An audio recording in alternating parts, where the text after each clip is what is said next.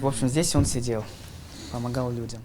کارمندان مرکز یاری حقوقی تاجیکان بعد از غیب زدن عزت امان هنوز از حالت شاک بیرون نآمدند. همسفان عزت میگویند او میدانست که دیر و یا زود او را میربایند. 2-3 روز پیش تا زمانی که او را ربودند ما اینجا نشسته بودیم، با هم صحبت داشتیم. من گفتم که اگر شما را ربودند و مبادا شما را کشند ما چیکار میکنیم؟ وی گریست، از چشمانش اشک جاری شد. من تبسم کردم و گفتم از مرگ ترسیدید؟ او گفت نه، اما از آن خف دارد که بعد مرگ او مهاجران در روسیه بی پشتیبان میمانند. واقعا اخراج یکباره این حامی حقوق از روسیه کاری مرکز را به هم زده است. تا این حادثه هر روز به این اداره حدود 30 نفر با مشکل و سوالهای گوناگون خود مراجعت میکردند. حالا آینده فعالیت مرکز زیر سوال رفته است. مرکز ما بر رسانیدن یاری حقوقی مشغول بود. بر زمین هر هفته از 2 تا 3 نفر همدیاران می‌فوتیدند.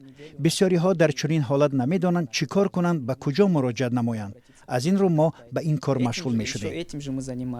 زوجه عزت امان اخراج و حبس شدن شوهرش را در تاجیکستان به فعالیت کسبی او ربط می‌دهد. این کار رو باید نکنی، این خیل گپ‌ها رو باید نگویی. وقتی تو کم مونده است با زودی تو را بازداشت میکنند، چون این تهدیدها به او جای داشت. سیاره تقاوی بر این است که مقامات از آنه که شوهر او به مهاجرانی که در سفارت کمک نکردند یاری میرساند عصبانی هستند. وقتی آنها به سفارت مراجعت میکردند به نظرم به آنها کمک نمیکردند. بعد نزد شوهرم می آمدند، او به آنها یاری میرساند. احتمال برای همین مقامات او را بد میدیدند. این حامی حقوق میان مهاجران همچنین بنابر پاندمی شهرت کسب کرد. سال گذشته عزت امان بر زمین یاری حقوقی بر رسانیدن کمک‌های مالی به مهاجران شروع کرد. مهاجران این کارهای نیک او را فراموش نکردند و از او به نیکی یاد میکنند.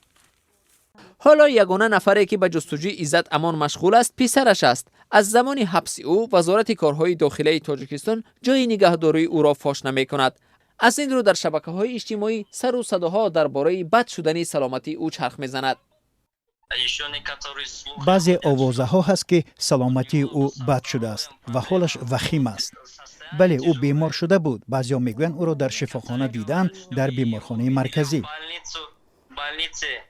در همین حال به فرزندی حامی حقوق اخیراً امکان دادند پدرش را ببیند. او گفت که پدرش را در بازداشتگاه موقت وزارت کارهای داخلی نگاه می‌دارند و سلامتی او معتدل است. پسر این حامی حقوق همچنان خبر داد که مقامات وعده دادند که اگر ضرر مالیوی رسیده را جبران کنید او را رها می‌کنند.